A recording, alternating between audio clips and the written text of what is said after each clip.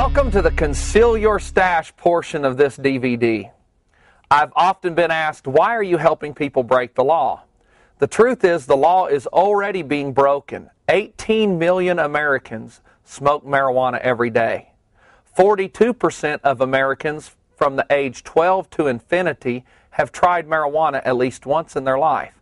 So it's clear the law is already being broken, and it's my mission to make sure these good, real American people that have families and have children do not make a stupid mistake by hiding a small amount of a substance that is impossible to overdose on in the wrong location, and ultimately them winding up in a government cage.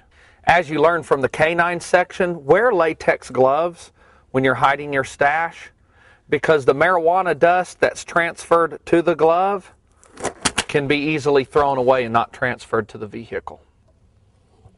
Never ever conceal your stash on the exterior of the vehicle, such as the gas cap compartment or the bumper.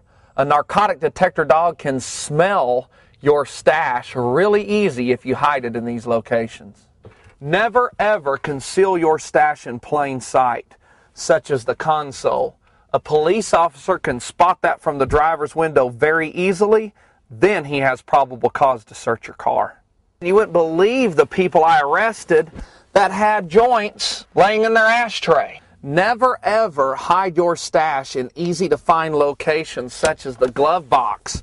When you're digging around in the glove box for your insurance card, an officer can spot plain sight stashes. And never ever conceal your stash in a small overnight bag like this. I know it's convenient that when you're packing to grab your stash and throw it in, but it's a mistake because cops can search through these really easily. It's a really good idea to hide your stash in hard to find places, such as way under the dash.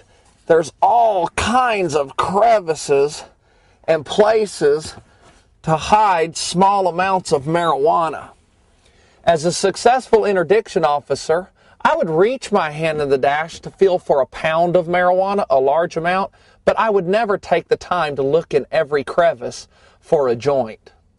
Remember, if it takes 15 minutes for you to hide your stash, it's going to take an officer at least an hour to find it, and that 15 minutes could quite possibly save you years in jail. Another good tip is to hide your stash toward the interior middle of the vehicle instead of close to the exterior. If we hide our stash close to the exterior, it's easier for a canine to detect this from outside the vehicle. Another really good idea is to conceal your stash as high as you can get it, such as the crevices and headliners of vehicles. It's hard for a narcotic detector dog to sniff up high. Another great place to conceal your stash is in your hand. I had an informant tell me that he never carried more than he could eat.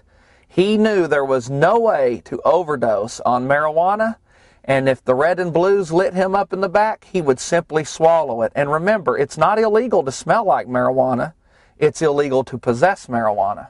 I learned another clever way to conceal your stash. When searching through vehicles, I would notice a small trap door cut in the floorboard. It didn't hurt the value of the vehicle, and the suspect would simply drop his stash through the trap door, and if I saw it, it looked like road debris.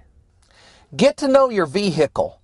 Every vehicle is unique in certain compartments that it contains. For instance, this vehicle contains a console that with some force can be lifted out, and there's all kinds of neat little crevices in there to tuck a joint. Another great tip is to be creative where you conceal your stash, such as inside a straw or inside a straw skin. Throw it in the bag. The point is to be creative. And remember, I never ever arrested anybody for marijuana brownies or marijuana cookies. That is an excellent, safe way to travel with your stash.